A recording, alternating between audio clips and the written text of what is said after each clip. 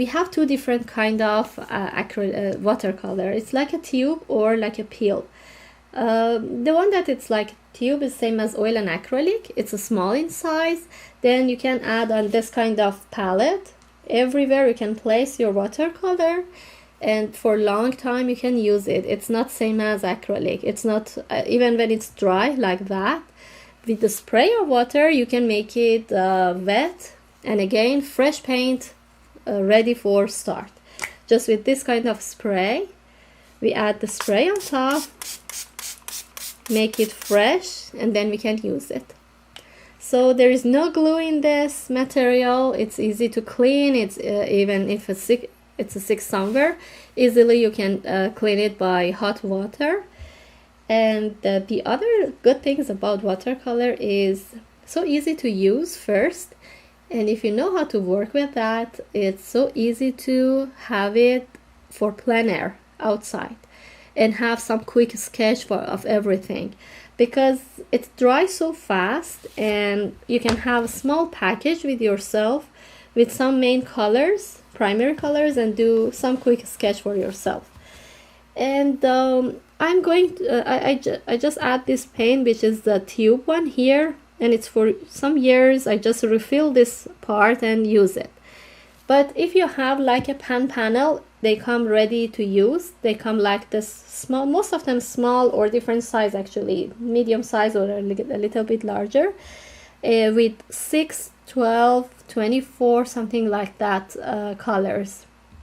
Yes, exactly like that.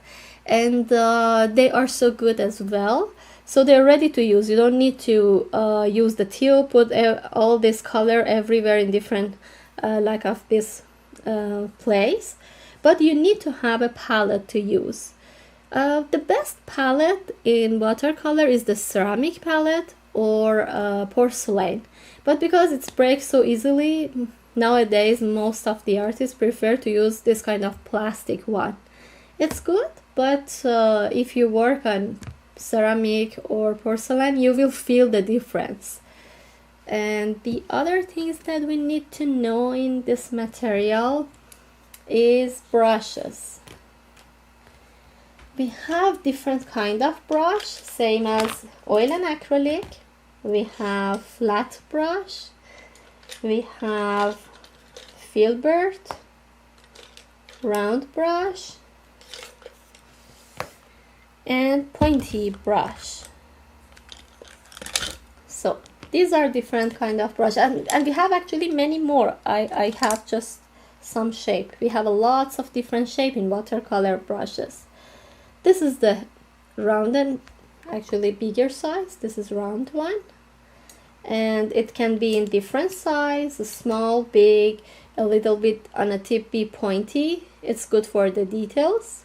And more popular, most of the watercolor artists prefer to use round shape of brush. The other difference is the length of watercolor brush. This is shorter actually, because you don't have to work in front of easel. When you work in front of easel with oil and acrylic, you take your brush most of the time from center or to the end of the brush like this. It's easier to work. But in watercolor, same as writing, you take your brush like a pencil or pen like that, and then start adding paint on top of your surface, or a little bit angle we need. We don't need to place it on an easel. The other kind of brush is just the difference on a shape, like this angled brush. Some artists prefer to work with that. It can have a fan brush. This is so interesting technique we can make by this fan brush for landscape. And we have filbert brush. This is round shape on a tip. And we have the regular flat brush. Flat brush is lovely to use, but as I mentioned, it's so popular to work with round brush. I most of the time work with the round brush, but this flat one, it's so useful when you work on really huge size of paper, because you can have a bigger size of brush and then easily you can work with that. The other kind of brush is this kind of Chinese brush. These are Chinese brush, If you work more and more with watercolor, then it's more easier to work with this kind of brushes. The reason is this part of the brush can take the water for longer time, so it's easier to work. We need to know how to work with water and paint in watercolor, and most of the time we need to have the brush that keep the water for longer time, which is easier to work. You can practice with one Chinese brush. I find this one in art store, even we have here.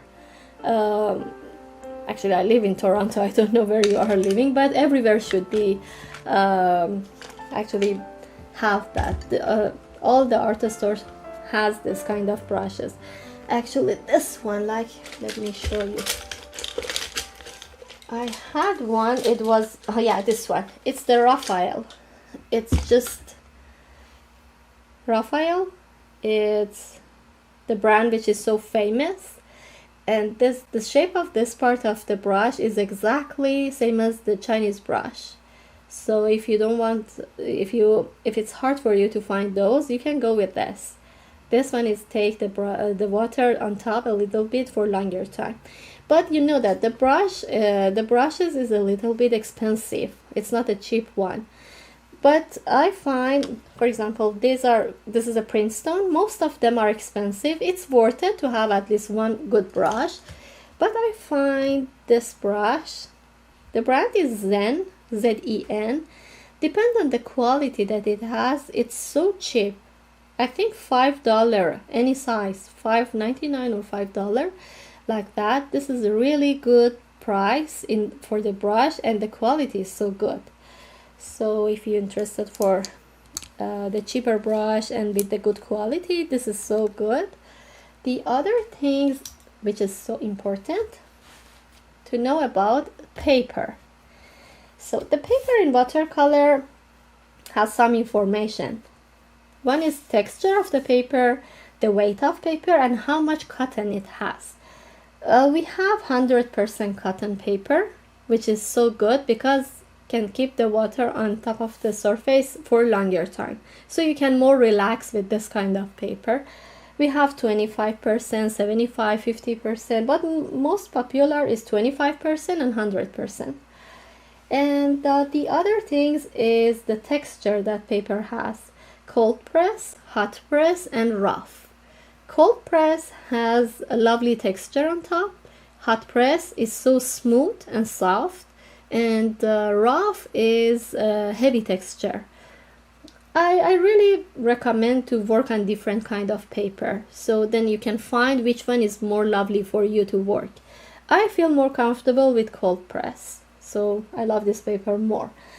And I really interested to work with 140 pound or 300 gram. This is the weight of the paper. We have less than this and we have more than this weight, but I find this is really good weight because in between it's not challenging work with that. So I feel happy myself actually with this information, like cold press, 140 pound, and 100% cotton.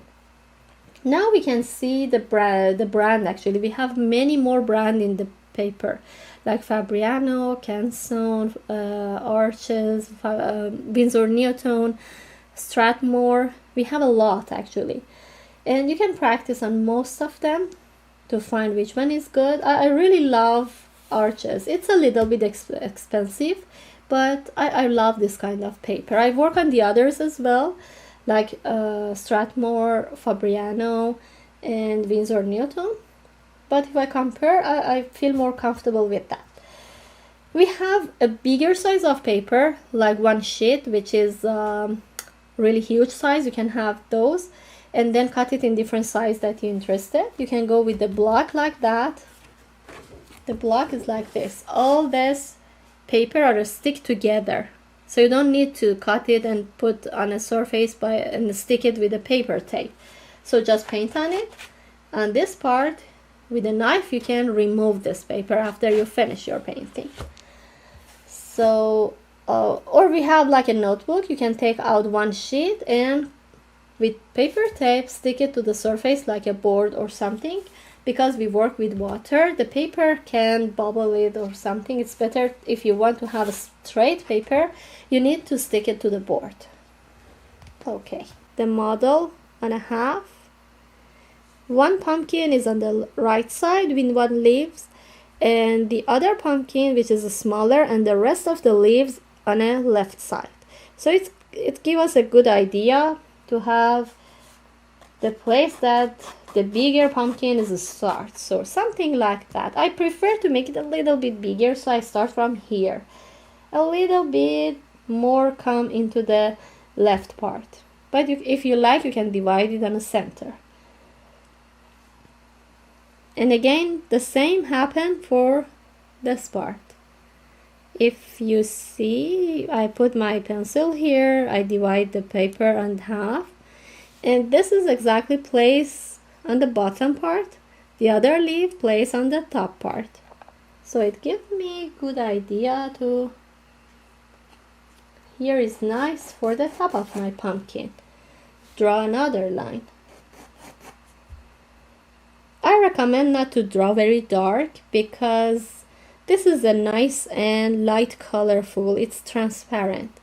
You can easily erase it, but not always. If you draw very hard and dark, you cannot actually erase it. It's better to start drawing very soft, loose and light. I have to do drawing a little dark because I want it visible for you. Okay. So I go with the simple shape. I try to make this line curvy, connect together, same as the shape of pumpkin. I have eraser anytime. I can fix the shape, fix the line, and erase it. On the other side, it's not connect exactly to the paper. If you see, there is two nice leaves on top of it. So I keep some space here. Imagine this space is okay. One curve here, and as a bottom part I connect it to the paper, and here as well I connect it to the paper. So this is the first simple shape of the pumpkin.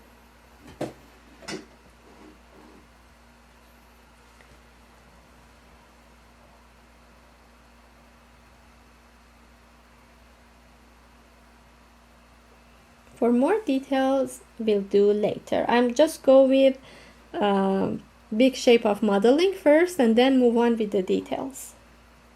So this is the first pumpkin. The second one is this one, but it's easier to draw the shape of leaves first. Sorry, these three leaves, I mean. These two is just a bit visible. One here randomly, you can come down inside. A little bit push it into the pumpkin. A little bit I make it darker. But please not drawing very dark on your paper. Try to draw light and so narrow.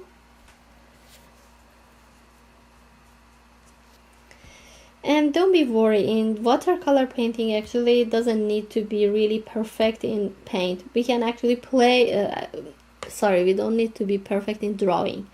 Even with paint we can come on top and a little bit fix it, so something like that. So don't worry about the shape. And this leaf, we have some space on top, so I try to draw one line to give me an idea. From here I start my leaf on the top, so I need this space.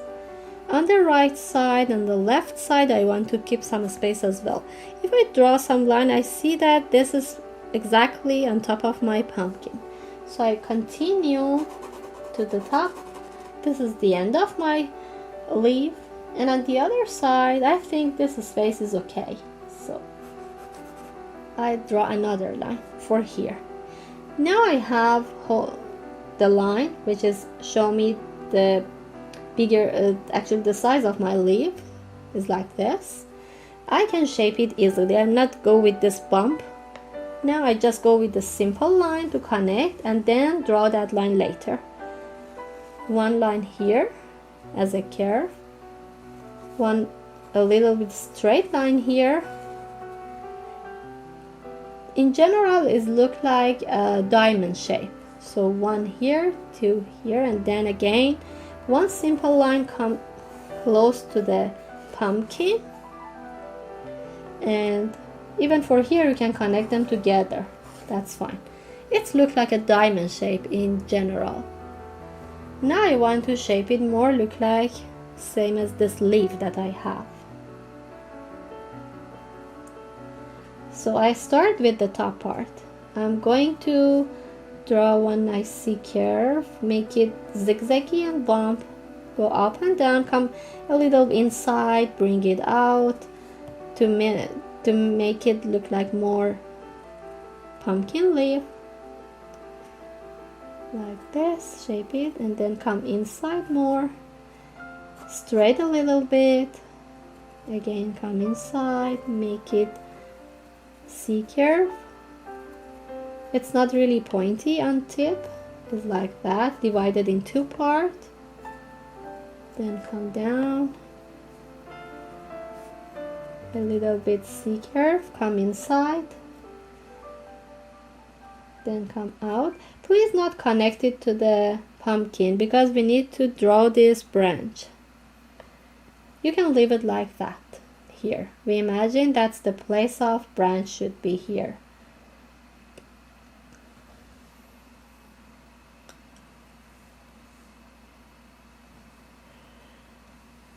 And then from the beginning point I come nice C curve inside, then come out a little bit and then leave it like that.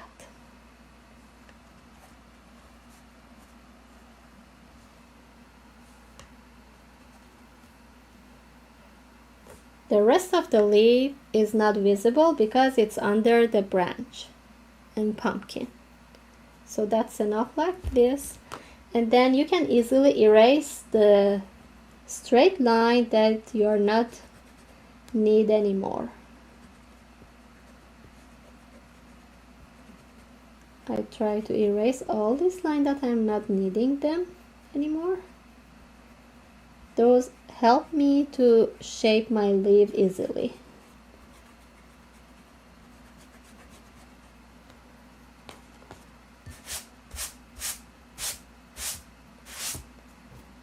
I always prefer to start with a simple shape of modeling. You can see which shape is closer to your subject or object. For example, for pumpkin, the circle is easier. For leaves, like a for this kind of leaf, is diamond is more easier. And then we can make it exact shape that we need.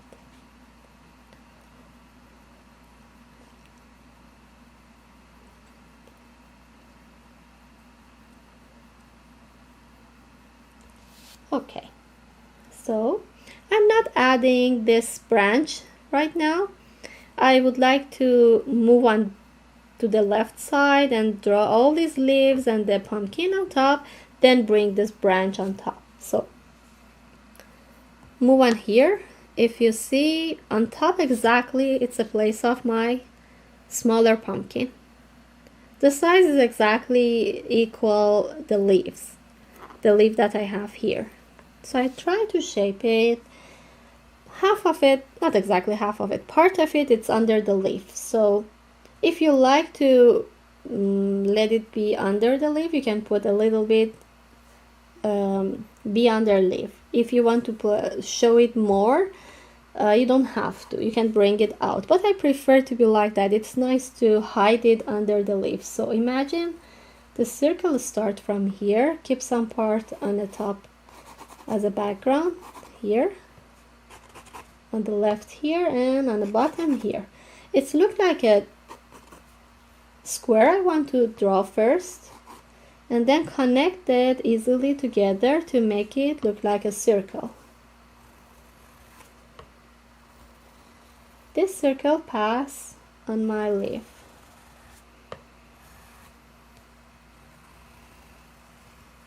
So this is the shape. And I erase if I add some line that I don't need it.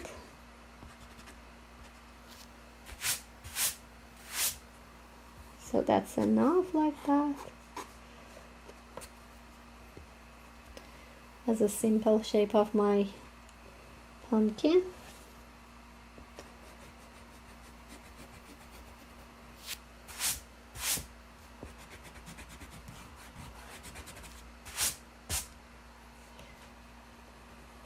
Up. So far so good. Great.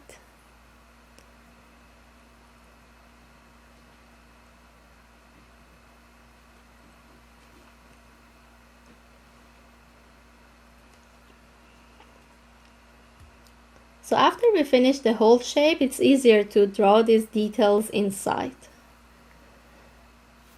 Now I'm going to start the leaves. It's a bunch of leaves connect together, so we are not need to be worried about them. It's just a landscape. You can place them anywhere you like. But I like this leaves look like a heart, so it's closer to my pumpkin and it's covered on top a little bit. So I start draw here, look like a little bit shape of heart, but not the perfect heart, something like that. And at the other I try to follow the same, come here. It's not really curvy, but it's a little bit close. I draw a little darker.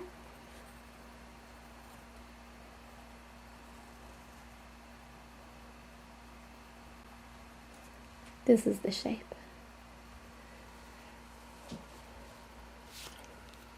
And we can erase this part of the pumpkin as well, which is placed inside.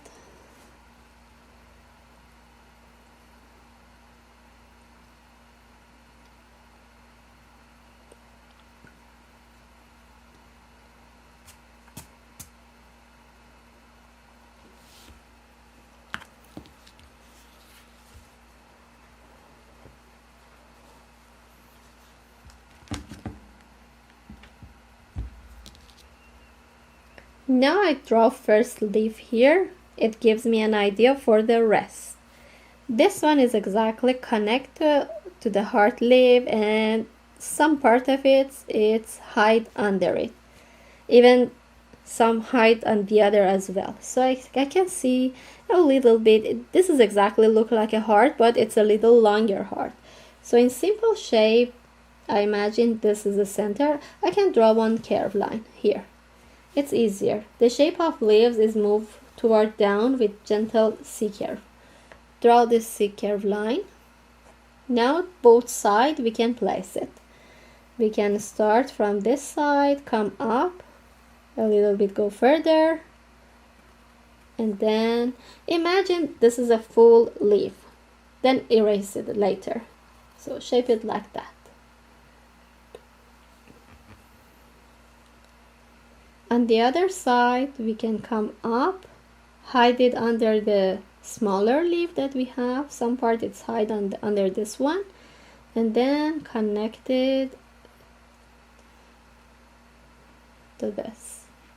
Even we can make it a little longer as well to move it toward the end of paper. And now you can erase this curved line. You don't need to keep that.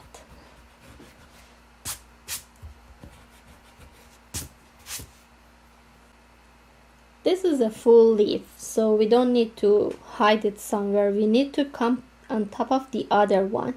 So from the other side, I try to follow the same shape that we have on the left side. We try to draw the same for the right side.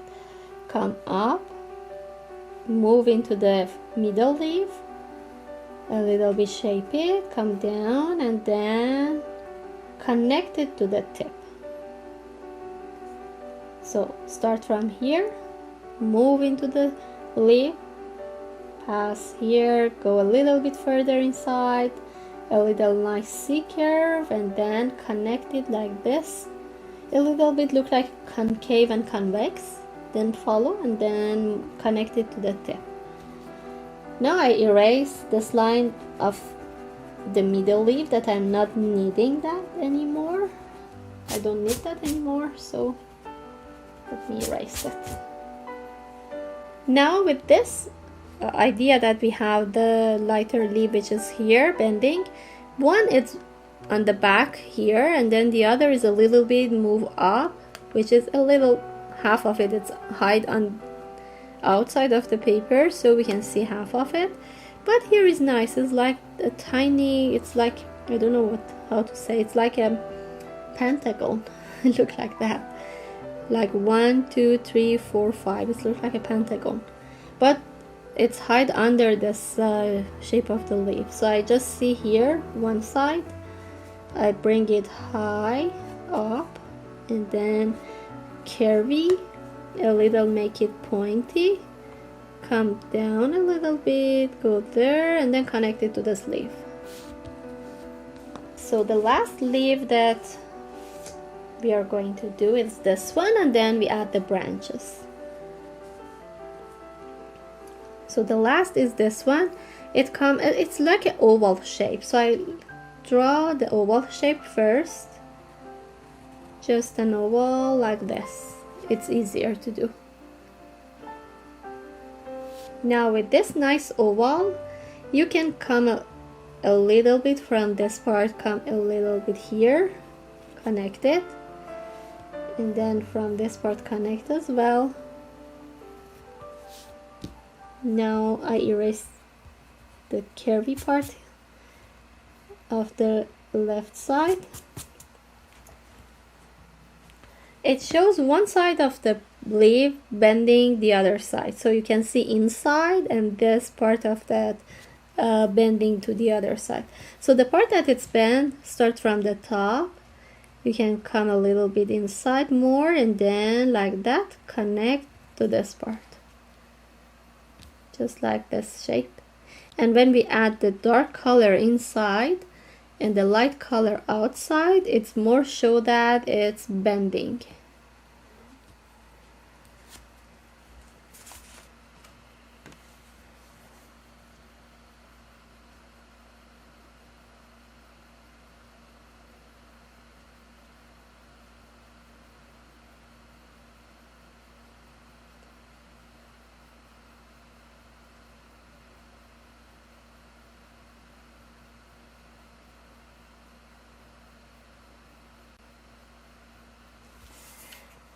So we finished with most of the part.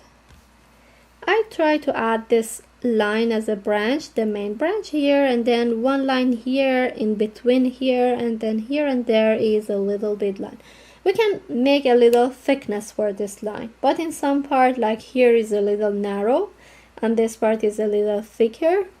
The rest is not much thick. So I'm going to start from this part of the paper. Start the bottom part. The bottom part is exactly connect to the pumpkin. So you can pass from the pumpkin, shape it like that, come and connect it to this leaf. Then for the other side on top, I try to make it a little thicker when I start on the right side of the paper, a little thick, and then come to the center a little bit, make it narrow. Not much narrow, but it's okay to be just a bit narrow, and then connect to this side of the leaf.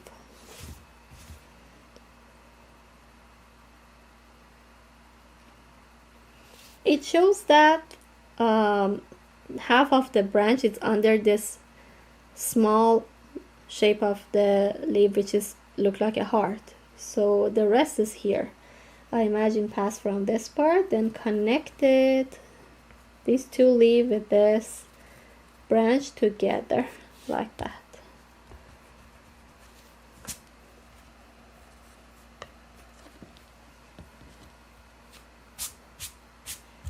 At the beginning, it's so confusing when you see a lot of branch and leaves together. But when we divide it into different sections, start from one part, make it easier for ourselves, one by one, try to place this shape into paper, it get easier. But for the background and even this dark part, you see here, it's most of the part it's in shadow or even the dark background, so it can hide the line of the pencil. This is so easy because from the left side of the leaves is connected to the left side of the paper. So I just go for that.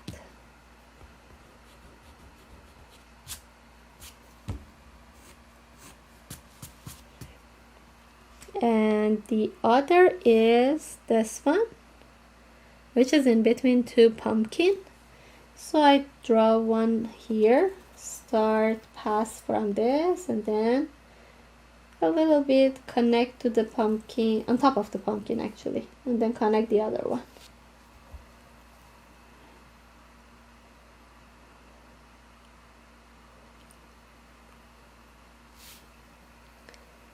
And two dark stem is in between the pumpkin and leaves. If I make bigger here, you see here, one here, and sorry, one here and one here. It's look like an I don't know, it's look like an one side of the rectangle. So I start from here to connect to the leaf a little bit, move down.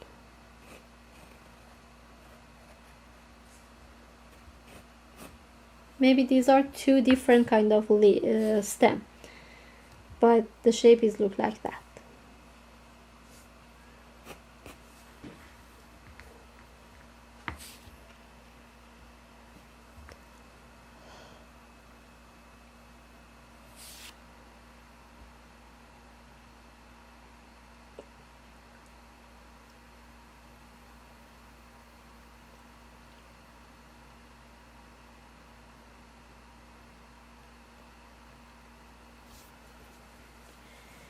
And now the last stem is this one on the right side. So I am going to draw under this branch. It's move under this one and then pass from the leaf, the bigger leaf. You can make it a little curvy. Pass from here. When it move up, it get a little bit more narrow.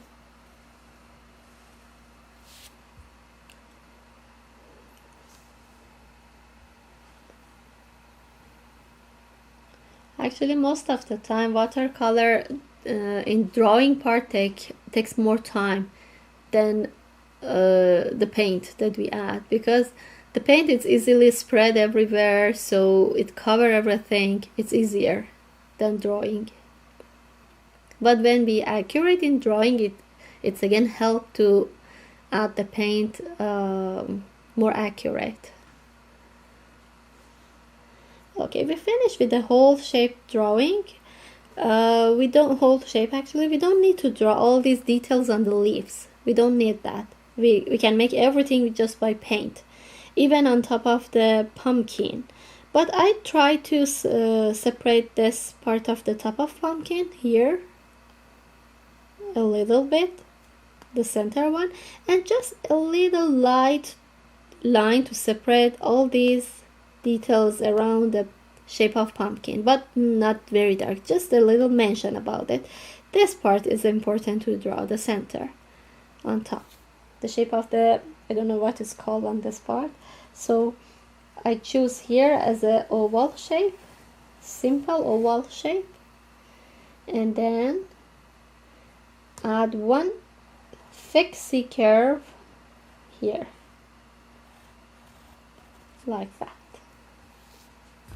Even you can erase this line that it's already covered. The details that you see in between light and dark, everything we do by paint. Now I want to make it accurate, this oval. If you see, it's just nice, lots of curvy line connect together. But the main thing is this part, which is a little bit bigger here.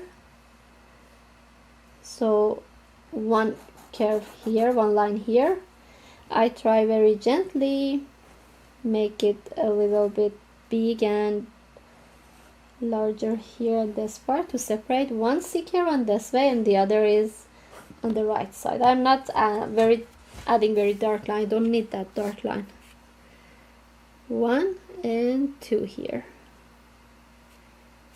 And then for the rest, you can make the C curve on top, then try to draw like this, very light.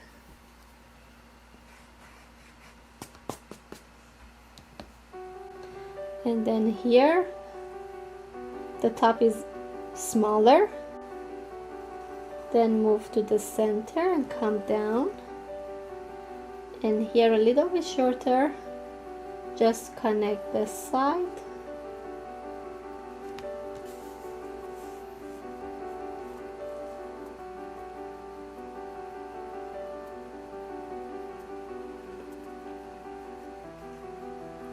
And on the top part, again, one nice color line here on top, and the second one.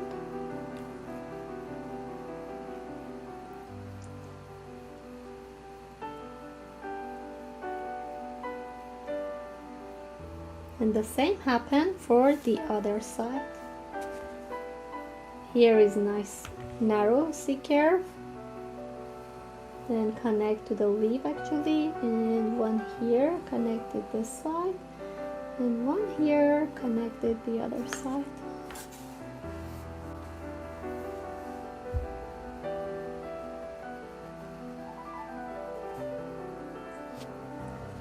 It's actually the amount, it doesn't matter. It depends on the size of your pumpkin. Just be careful, the center one should be big, this one. This one's supposed to be a little bit bigger because of here. This is bigger.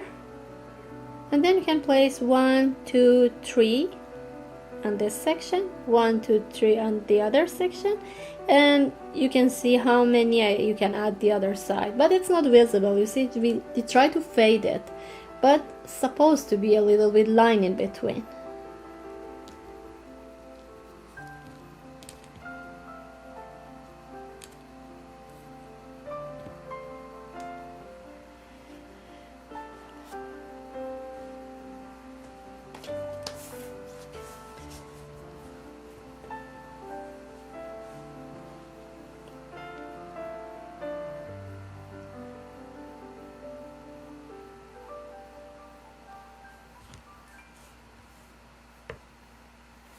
The other pumpkin is equal in each section, I think. Yeah, it's more equal here. And the center is this part. It's not really visible. I can add the oval shape here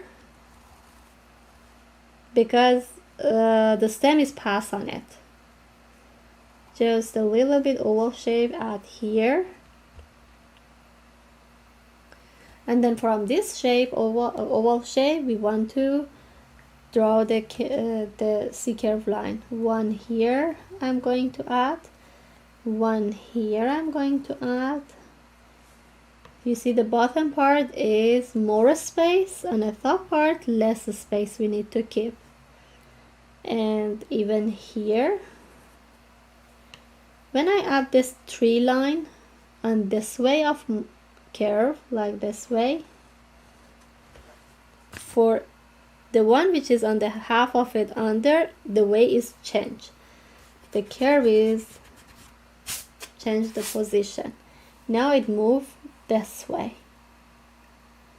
1, 2, 3. Your curve is like that. The rest is the other way, like this. And even here, and one here. And that's enough. It's look like a ball.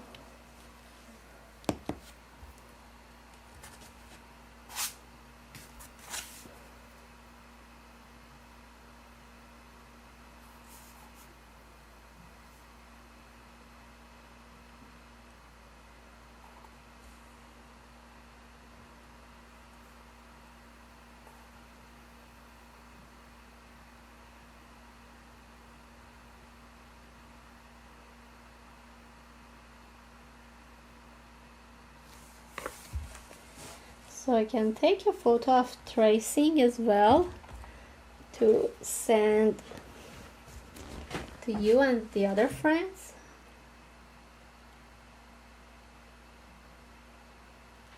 or maybe on this light is easier to do. Yeah. Okay. I will send you the tracing as well. Tracing line. Okay, we finished with that.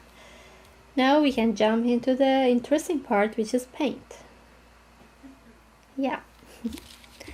So I recommend, if your line is a little dark, with the eraser just move around and try to make it a little bit lighter.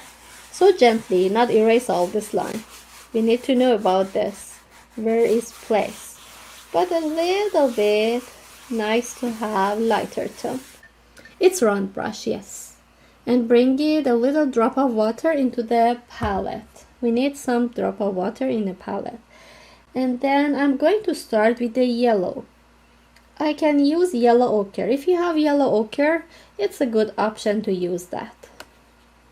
It's not really bright yellow, it's just dull yellow. But if you don't have yellow ochre, raw umber is so equal. And if you don't have that one, if you have bright and shiny yellow, just a touch of green can make your yellow a little bit dull. Even you can add green and a touch of orange. But yellow ochre or raw sienna is raw umber, sorry. Raw umber is exactly the yellow that we need for our pumpkin. So bring it to the center, prepare it. It needs to be watery, juicy, like that. You see, I am going to turn my brush into that, and this amount of water is really good for my pumpkin to be like this. So put this aside, wash your brush into the water. Now move on to the orange. If you have orange color, bring it some orange here to the palette, to the center of the palette. Again, supposed to be juicy. I make ready that one. And now I would like to make my brown, reddish brown ready. I have this brown, which is a burnt sienna. It's exactly the color that I need. But I'm not sure if you have this color. If you don't have, that's fine. With the dark brown, if you have dark brown, bring it here, add a little bit red into the dark brown. You can make the color exactly close.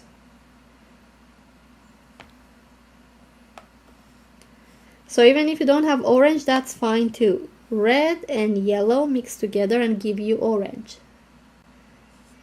So make them ready. The first layer is a little bit watery, but when we move further for second layer, we are not using more water in our paint. We try to make more pigment. So now it's okay to add watery brush stroke like that. So these three colors we need to keep.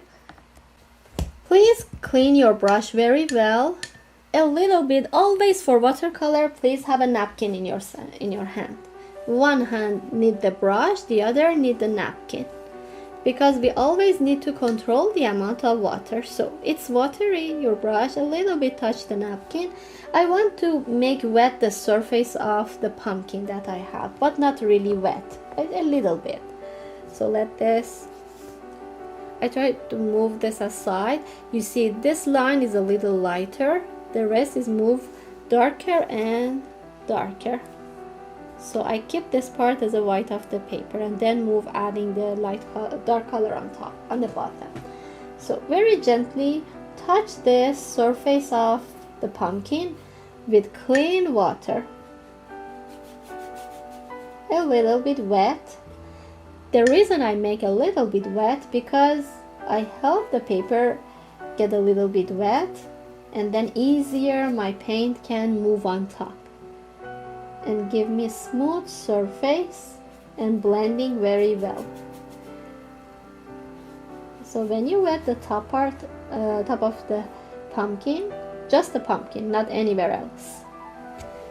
Start with this yellow ochre, watery brush stroke.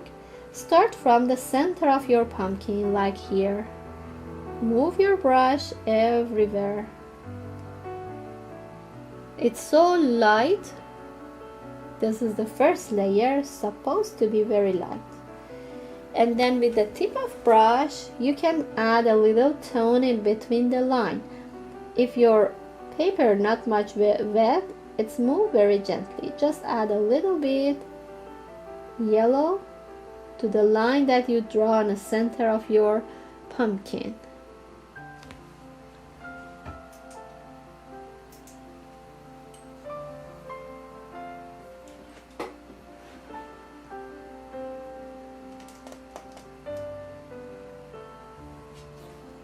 It's light, very light, but we need to keep the center be white completely. Even you can add the yellow on the bottom of pumpkin to cover whole this part with the yellow. That's okay. Make sure the bottom part a little bit wet. Be wet for the next part that I'm going to add the orange. Even if your yellow is too light, a little more yellow ochre, bring it.